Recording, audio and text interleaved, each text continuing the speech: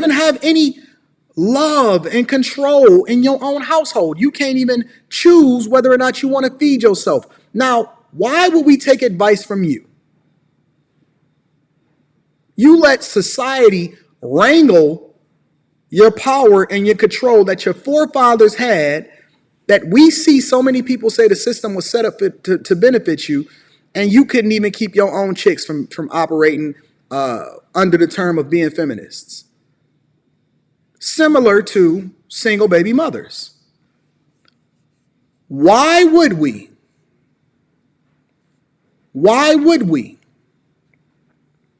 listen to a woman talk about relationships that don't even know that she's completely out of purpose?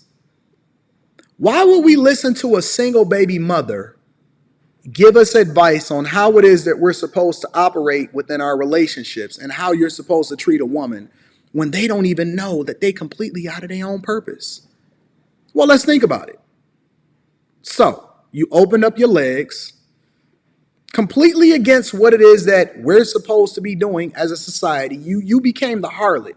You're the woman with the scarlet letter on you, the A or the H, the harlot. I call it the hoe. Back then they called you a harlot. I call you a hoe. So you're the woman with the scarlet letter, right?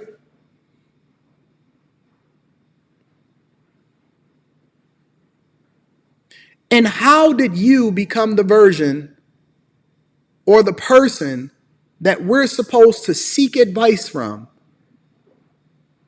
as far as how it is that we're supposed to be operating within our relationships? Well, if it's so good for you, and it's the one thing that I learned in business, shout out to Robert Kiyosaki.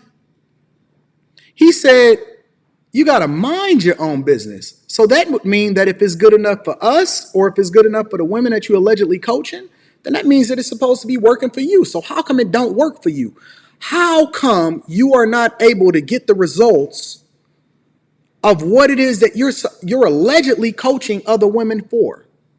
How are you not married? Why are you having so many kids out of wedlock?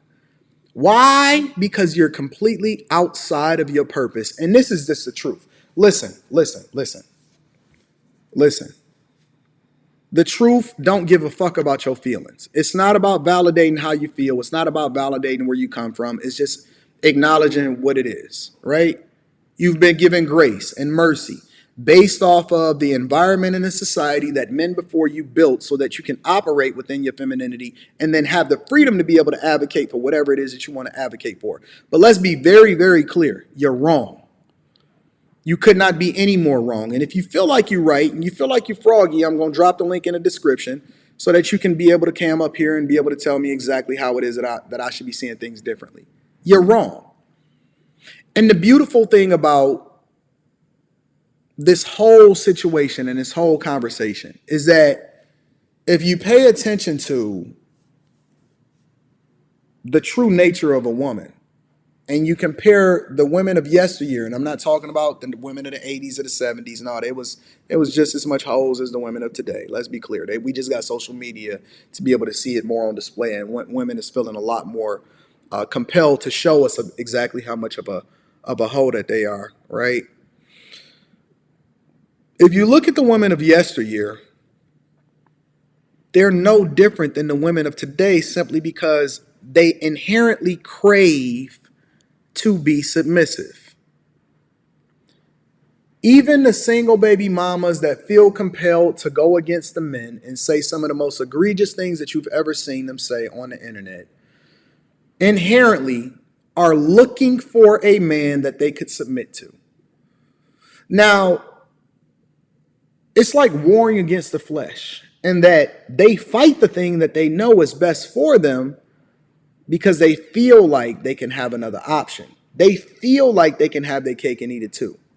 And so instead of leaning into the inherent nature of who they truly are, meaning that you are supposed to, which is one of the reasons why you get dominated inside of the bedroom, you're supposed to be submissive to a man, which inherently makes your life better. You feel better. You get to live in your femininity. You don't have to compete with other men or other women. You can raise your children. You can be more nurturing. You understand that you speaking soft and loving and with love, actually, you can get a man to do anything that you want him to do in order to be able to really, really make your life even more blissful. But instead of leaning into the idea that you want to be dominated, you need somebody over you, you need a leader, so you need somebody to give you a vision, that inherently the best thing for you is to get up under his covering, which is even why women still say to today, even in their masculinity, they say, well, the thing that I want most from a guy is provision and protection. You literally just described the thing that I just described for you, but then you fight against it because you don't like the way it sounds, or you don't like the way I say it, or you don't like the way it makes you feel. That's because you've been trained to be a monster. You've been trained to be what I call a hyena. You have trained yourself to be a hyena. I don't know any woman, not one. Some of them may lie to you, but pay attention to their body language. It's telling you the truth. Even if they sit there and they lie to you when they tell you something different, their body language is telling you the truth. No woman, if they're communicating with you in all realness and honesty, and if you're paying attention to what they're actually saying, even if they're moving in their masculinity, they're fighting themselves. And I don't know not one woman that would not prefer not to have a partner, but to have a husband. Not to have a partner, but to have a husband, meaning a person that is responsible for your well-being and takes care of and nurture what it is that you have going on. He can't even really be the man that he need to be because A, he was raised by a single mother to actually pay attention to all of your bullshit that you got going on. But B, because you so busy trying to force him to acknowledge what it is that you think and you feel as though you are the leader in the household. You're not supposed to be on top of, head of household, at the front of the pulpit preaching.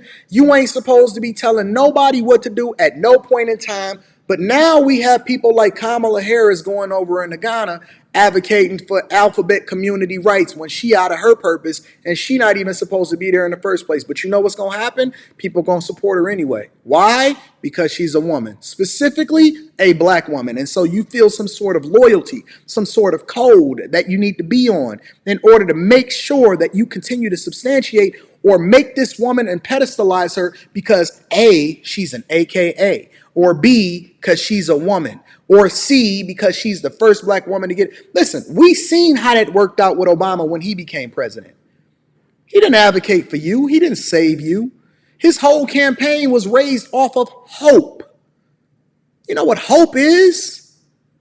It's the thing that keep you alive long enough for somebody to suck all of the blood out of you and then they discard you. That's what hope is. That's what hope is. Even faith itself is works.